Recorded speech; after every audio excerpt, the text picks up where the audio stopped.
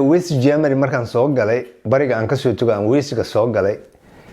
waxa weeye Soomaali maba jirinba waliga adduunka hadaad banaan aadid ay manasanaysid waliga wax un baa ka maqnaan doona anigu waa taydan ka hadlaya ma ogtiin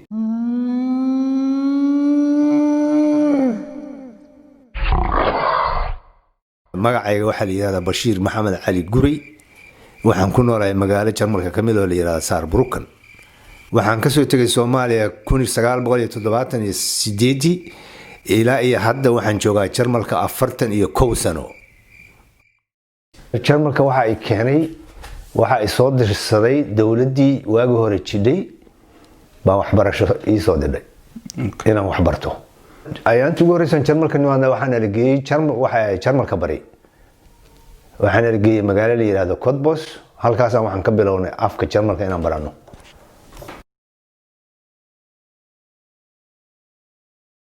waagaas Jarmalku waa kala go'naa laba wadan bay kala ahaayeen marka anigu waxaan imid Jarmalka bari run ahaantii wadanka Jarmalka bari waagaas wadan fiican buu ahaa wuxuu ahaa sida Soomaaliya wadan wuxuu ahaa shuuciya dadku nidaam ku nool yihiin waxbarashadu waa fiicnayd noloshu waa fiicnayd wax dhibaataan nama haysan si fiican baan nala kugu soo dhaweeyay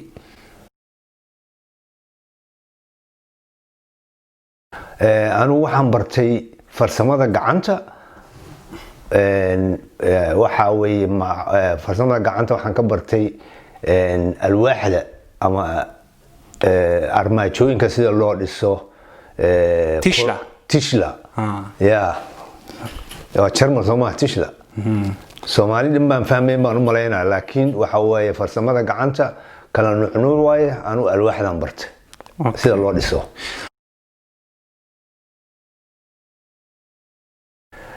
wadanka bari Jarmalka waagaas waxa joogay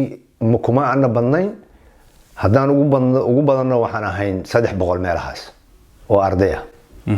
oo kala nuuc professional kala baranay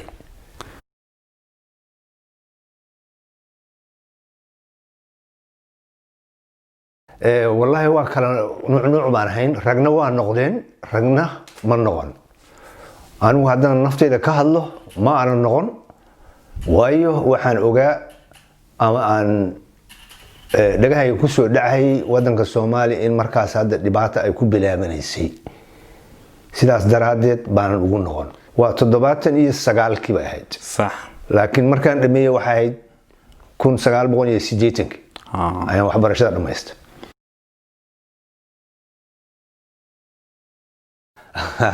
wallahi waa su'aal fiican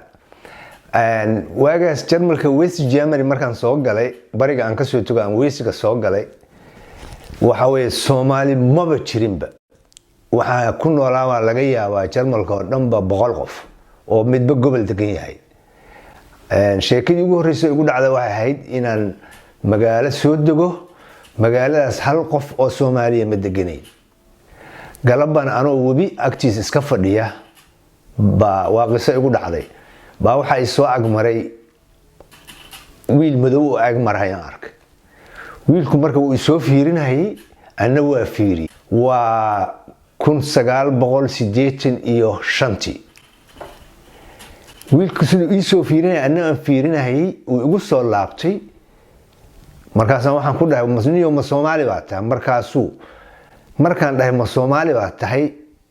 uu igu soo orday asoo qoslahay igu soo orday markaas uu gacmaha ay qabsaday waa isku dhagnay waxay ahayd taas farxi galabtaas sidaan u farxay waliga uma farxin waayo qof dadkaygiya oo afkayga ku hadlahaya baan helay ninkaas maanta waa nin saaxiibkayga wuxuu ku nool yahay London waligeen saaxiib baan nahay ilaa iyo maalintaas waagaas Jarmalka weestiga Soomaali ma joogin cilaan ahaa ilaa iyo maanta sidaan Jarmalka u imid Jarmalka kama bixin waa 41 sano wadankaygu kuma noqon hooyo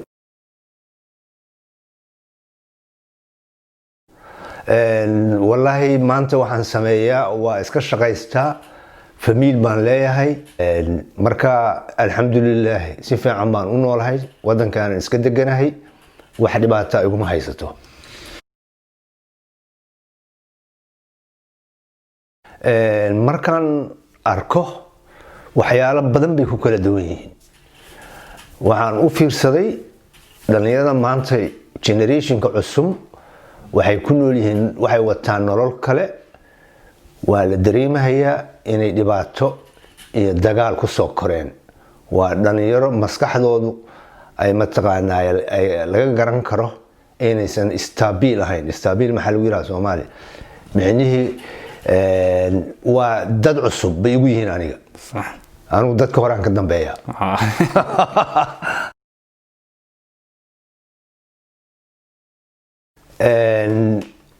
waan la leeyahay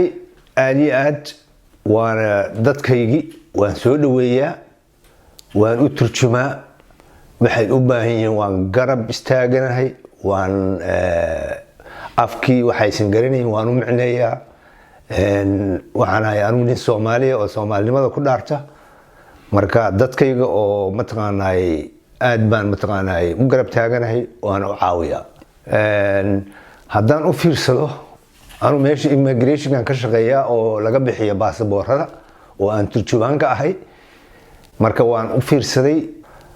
waxay aqoonsadaan Jarmalka oo ugu badan waa gabdhaha wiilasha badana lama aqoonsado anigu taas ma fahmin waxaan u maleynayaa waa siyaasad Jarmalka dhinaceeda ka socota marka Soomaalida aad iyo aad baa loogu xumeeyaa wadankan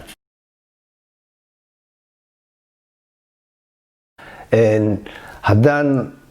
taas ka hadlo dadka la aqoonsaday Jarmalku wax kastaad ka qabsan kadhaa haddaad tahay qof fakarahaya oo raba inaad wax gaadhid wax kastaad ka qabsan kadhaa waxaad baran kadhaa waa shaqaysan kadhaa laakiin dadka dhibaatada haysato waa dadkaan la aqoonsan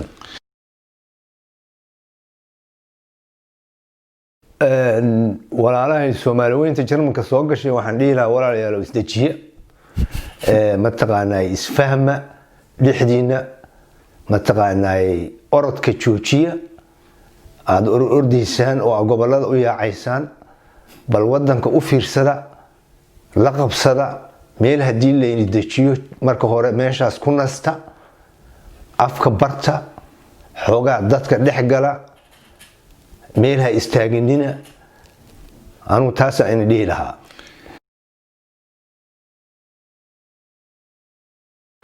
Soomaali wadanka joogta inay xabada ugu horeysa ay qabiilka iska daayaan qabiilku wax uu in tarahayo ama heer uu in gaarsiinayo ma jiro Soomaalinimo walaaltinimo iyo dhulkiina ka fakadaan ayaan in ku waanin lahaa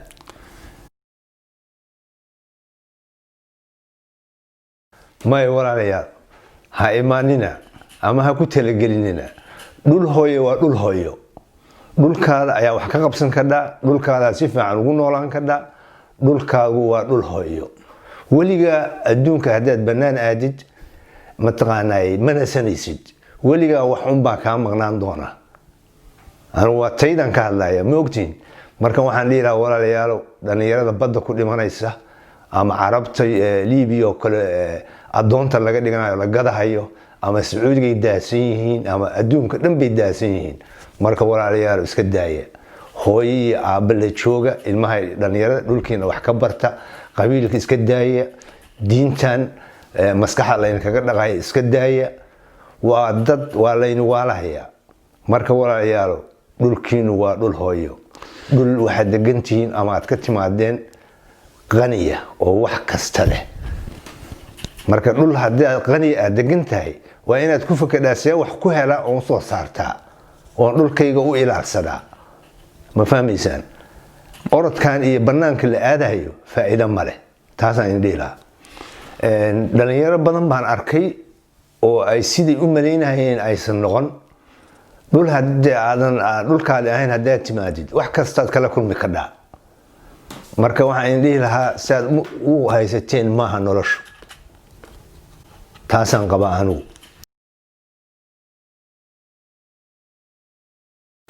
hadda maxaan kaga sheekayaa kale waxa weeye wadan hadaad qurbo ku nooshahay noloshu waa adag tahay haddana haday cidla kugu qabsato aad dadkaada weysid waxyaalahan la yaaba waxa weeye marka dadkaadi la degan tahay Soomaalida weyntu wada degan tahay isma fahmno markaan qurbaha tagnana waa isku soo yacnaa waa isku dhegdhegnaa waayo walaalahna dareenkaas dareemaysa bal adduunka u fiirsada Jarmalka wadanka Jarmalka aan deganahay waa 80 milyan 80 milyan oo qabiil lahayn oo wada nool oo waxay wadankooda ka tashanayaan si u noolaanayaan iyo waxay qabsanayaan waa wadamada ugu qanisan maxaa gaarsiiyay isku duubnida gaarsiisay iyo walaaltinimada ay isku og yihiin Jarmal waa Jarmal anaga maxaa noo diiday inaan Soomaali ahay